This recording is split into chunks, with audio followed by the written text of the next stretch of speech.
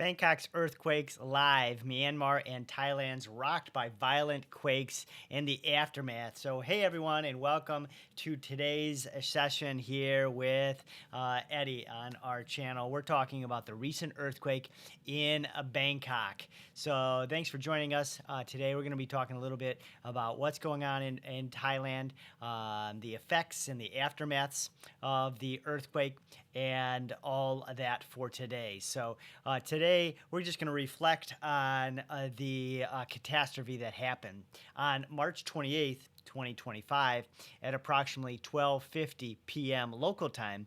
A powerful magnitude of 7.7 earthquake struck near Mandalay, Burma's Myanmar, which is the second largest city in the country. It's home to 1.2 million people, and that's a lot of people. So the depth of the quake about 10 kilometers, 6.2 miles, and it resulted in the intense shaking that devastated the region, and that was far beyond Bangkok, Thailand, and Cambodia.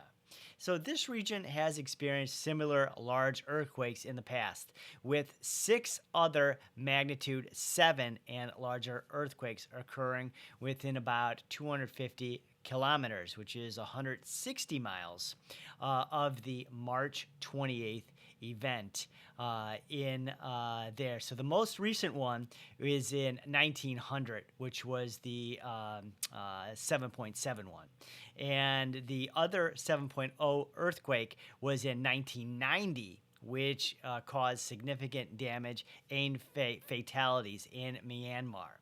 So we are taking your questions and going into our best information from transportation updates to major catastrophes like typhoons, the typhoon Yagi 2 years ago. We'll take your questions and answer them the best we can here.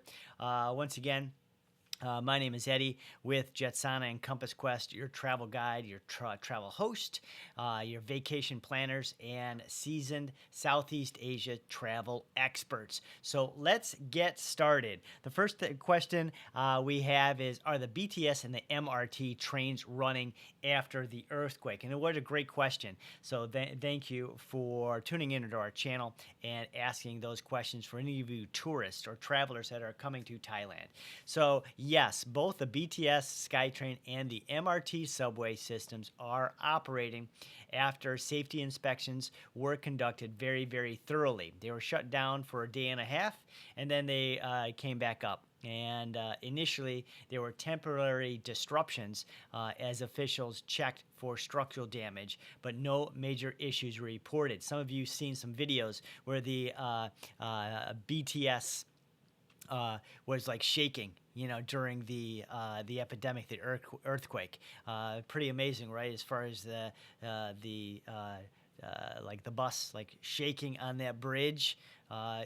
Pretty crazy. Plus, all the what people didn't see, like the thousands of people under the bridge scrambling and running, and it's almost like a panic. You're in panic mode. Other transit systems like the airport rail link are also normally running, and this is sort of a reflection on the quick response and how well Bangkok's infrastructure is really monitored during emergencies. However, it's always a good idea to check for updates before heading out, traveling to Thailand, Bangkok, and things like that. So check your local stations and local news for anything that might come up as far as your travels, and research like some of the areas you're going to. Some of the areas that really weren't affected were Pattaya and Phuket for the like damaged areas of the quake there in Myanmar. The second question was, what areas of Bangkok were most damaged? So very, very good question. Great question. So what areas of Bangkok were most damaged? While there wasn't like widespread destruction in Bangkok, some areas did experience minor damage. And there's a lot of reports of cracks and water damage and things like that. Some of the reports from Nana, Ekamai, and like the area around like King Power, Mangahorn, for close to the river there. Mentioned like swaying of the buildings and rooftop pools overflowing during the tremors. So residents also responded like cracks in the walls, minor flooding, electrical issues in high-rise buildings, and things. Emergency teams have been inspecting vulnerable structures across the city to this day. Right, there's I think 2 live channels that are on that are covering what's going on in the aftermath and stuff. So these tremors remind us that even though like Bangkok isn't in an active earthquake zone, its soft soil can amplify shaking from distant quakes. Question number 3 was any major damage done to Bangkok's infrastructure? So, fortunately, widespread infrastructure damage was avoided, but over 14,000 reports of building damage were filed with Bangkok authorities. The collapse of the high rise near Chatuchak was the most severe incident, and that was pretty heroic for that when you've seen the collapse there near Chatuchak. Officials were inspecting over 700 structures for safety concerns and things like that for there. In and around Bangkok. Next question here was Thailand's. When was the last catastrophe in Thailand? Now, Thailand always gets the monsoons and the rainy season and stuff, but covering like the last major catastrophe, Thailand has faced several natural disasters, and recently one of the most significant was Typhoon Yagi in September 2024, which was just last year, right? So September 2024, which caused severe flooding, overflooding water in the streets, especially in northern Thailand, particularly in Chiang Rai province. The storm displaced thousands of families, destroyed homes, and led to muds and landslides that complicated a lot of areas, cities and towns. Before that, southern Thailand experienced devastating monsoon floods in December 2023 that affected over 30,000 people. Now, these disasters highlight how vulnerable Thailand is to extreme weather events caused by climate change. I think it was last year when Pattaya got overflooded and the waters were coming over as far as the bay and the water as far as the ocean there, and all the like restaurants and the streets all by the main part of like Pattaya, which is like the Hilton and stuff. So pretty amazing as far as every year, like the floods and the water and the drainage and stuff, and how Thailand as a whole is just trying to like rebuild and restructure with coming in with new systems and new irrigation things each and every year. The next question is it safe to travel to Thailand right now? So the answer is absolutely yes. Pattaya is a major tourist spot. Phuket is really amazing. We meet so many people that are having their weddings in Phuket. So Thailand remains safe for travelers despite recent events. And this one affected Bangkok, which is a lot of high-rise buildings, a lot of like structural damage and things. So public transportation systems like the BTS and the MRT are running normal and very, very smooth on it. Most people are on these back to work, back to the regular daily schedules and things. So authorities have completed very thorough inspections of key infrastructures in major cities, like all the ones around Thailand: Bangkok, Pattaya, Phuket, Chiang Mai. Tourist hotspots such as Chiang Mai, Pattaya, and Phuket are unaffected by these tremors and are welcoming visitors as usual. So if you're planning a trip soon, it's a good idea to stay updated through like local channels, local news, check out what's going on and things as far as your local access and what may happening as far as your tour dates and travel dates.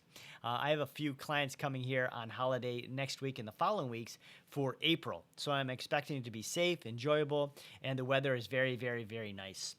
How did the people react during the earthquake? Was the question. So, just like any earthquake, it's very like impactful and like a panic.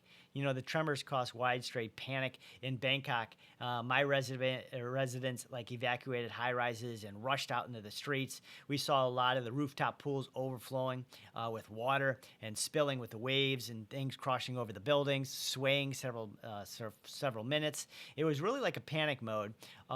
In just a few minutes, thousands of people flooded the streets, running, screaming, and running for safety, terrifyingly, running for their lives because the earthquakes are sort of really rare, in Thailand. Like we were saying, the last major effect or catastrophe was 1990, which was like 25 years ago. And even though the earthquake really didn't hit like Bangkok, the epicenter, right? It was Myanmar, which was west of Bangkok, and the ripples right just went east and hit like Bangkok for all the high rises and the buildings and things like that. So you can imagine how terrifying it would be when you've never experienced that before. I was in Los Angeles and went through the two earthquakes. They always have some really big earthquakes in Los Angeles and California. The San Andreas fault is up just north of Los Angeles. So, to get hit by a 6 or 7 earthquake is pretty shaky, right? How to deal with it, what to do, where to go. A lot of people were running under these bridges for the BTS, station and stuff. And it's interesting because, even if those bridges would have collapsed, right, a lot of people would have been killed and stuff. So where to run and hide in a big city like New York City or like Paris, France would be like really crazy when a big earthquake, comes through.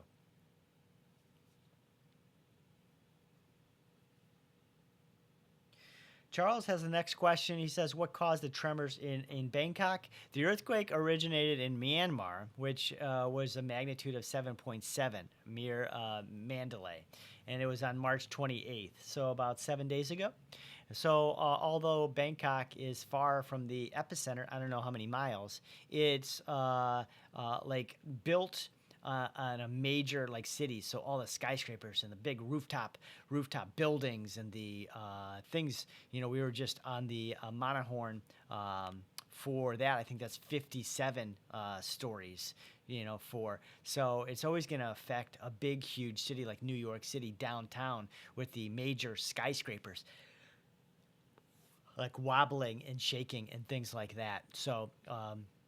A lot of people say that Bangkok has a lot of unstable soil, and what that means by unstable soil is that there's all these buildings, but you have to go down X amount of feet or what would it be, like meters, to get the concrete and the steel in for these foundations that are gonna keep these buildings on rise. Plus they all have all their springs and their the shock systems on the bottom. So when something does happen, right there, the building is very secure. So they say a lot of the areas are on what they call unstable soil. How strong the soil is that far down deep when they're digging into the ground for the foundational systems and things like that. Ankar has the next question. It's what lessons can be learned from this earthquake? Which is a really great question. So Ankar, thank you so much for being on the channel, for being in the one of the subscribers here. I really appreciate that. So we always have a lot of lessons after an aftermath, like what we learn, what we've done better. This event highlights the needs for stricter building codes and better disaster preparedness. As we know on the two live channels, they're still trying to dig people out and still trying to dig through the rumble in Myanmar for seeing if there's still people trapped inside and stuff. So officials are always reviewing construction safety standards and things like that after any type of high-rise collapses, flooding, hurricanes, tornadoes, or earthquakes, and they always are going to urge property owners to sort of assess their own what they call like structural integrity, like how structured the buildings are and things. I don't know the setup in the city and how people do that, but I'm sure after an earthquake like this, I'm sure a lot of landowners or like building owners have to go through some type of like structural thing every year or every year, 2 years or something, as far as the foundation, how it's built, and the I guess what they call the structural integrity, of the building, per se. So, next question is, how did this impact tourism? So I didn't really see a big impact on tourism. I still have people and clients coming in the next few weeks into Thailand on their holiday. While some hotel reservations were canceled in those few hours after the earthquake, Thai officials expected tourism to bounce back very, very quickly. Events like Songkran are rapidly approaching and generate significant revenue, for all of, Thailand. So whether it's Pattaya, Phuket, Chiang Mai, and Bangkok. Long-term impact on tourism is expected to be at a very minimal, but also growing every year and stuff. The next question, are rescue efforts still ongoing? Yes, the rescue teams are currently still active in Myanmar and a lot of these surrounding areas in the devastating 7.7 magnitude earthquake that struck the country, once again, about 7 days ago, so March 28th. So local teams from the Myanmar Red Cross Society, the MRCS, and supported international organizations like the International Federation of the Red Cross, the Red Crescent Society, which is the FRC, are working tirelessly in affected areas such as Mandalay and Sagaing. So these teams are providing critical services, including mobile health clinics, water purifications, emergency relief items, and like shelter kits. In Bangkok, rescue teams are still working at the collapsed high-rise site near Chatuchak Market to locate survivors, going through all the rumble and the building and stuff like that, and seeing what they could find as far as missing people and casualties. Heavy machinery is still brought in clear debris. We have the two live channels that show the live updates for like Bangkok and what they're going through and stuff. The situation remains dire as 3,000. I guess over 3,000 people have been confirmed dead, thousands more injured, and like hundreds still missing. And hospitals are overwhelmed as any catastrophe like this on any situation, right? Many survivors are being treated in makeshift facilities that they get these up and running within hours to help in the local catastrophe areas. And most of the needs are like drinking water, always medical care, sanitation supplies, and shelter. Rescue operations continue as teams race against time to locate survivors and providing aid to anybody affected here and around the area on that. What's next for Bangkok after the earthquake? Thank you for a great question. It sort of gives us a little foresight of next year, 6 months from now, and things like that. So for Bangkok specifically, this earthquake reminds us that the importance of proactive emergency communication systems need to just get stricter and better each and every year. Building safety regulations as natural disasters become more and more frequent worldwide. Cities like Bangkok must adapt a little bit more money and city funding into investing in resilient infrastructure, building structures, building buildings, building permit codes, and being like prepared in catastrophes and things like that. So that's what we're looking forward to. Once again, Bangkok hit a little bit on this catastrophe, this earthquake. Pattaya and Phuket, from my understanding, not hit at all as far as still vacationing and doing holidays in those beautiful areas and stuff. I want to say thank you to all the emergency response teams from the Ministry of the Public Security, including like firefighters, paramedics, medical care units, police, emergencies, and everyone. You guys are amazing. You're so special, and the city thanks you in so much love. I think Thailand is safer and much more all around better places than Singapore with all the rain, the tropical storms, the monsoons, the flash flooding, and Vietnam with all the earthquakes. Like just in Vietnam, there was a earthquake that struck Con Tum province, which is the epicenter in in Con Phong district. So it was devastating. In 2024, so just last year, Vietnam experienced 36 earthquakes. So if you're always talking about a city to retire in, it's a city to vacation and to travel to, Bangkok in Thailand is definitely an amazing city that is very, very safe and fun, right?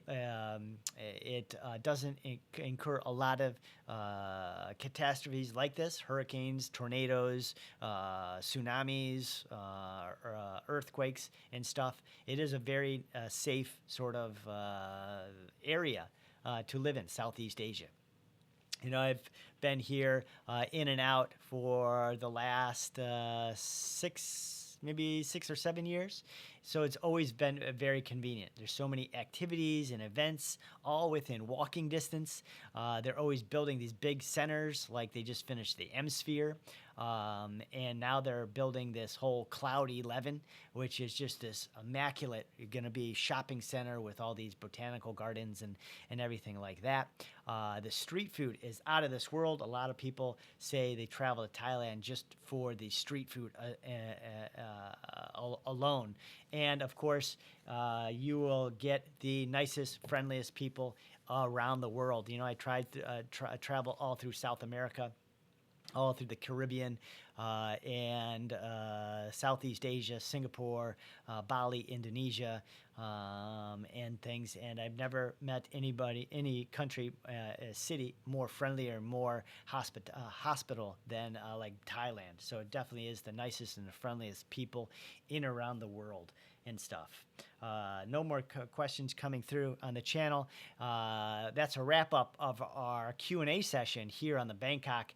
My name's Eddie with Jetsana and Compass Quest, your travel guide, your travel host, vacation planners, and seasoned Southeast Asia's travel experts. So if you have any more questions about Bangkok, its recovery from the earthquake, or anything else related to travel in Thailand or the Philippines, drop them in the comments below.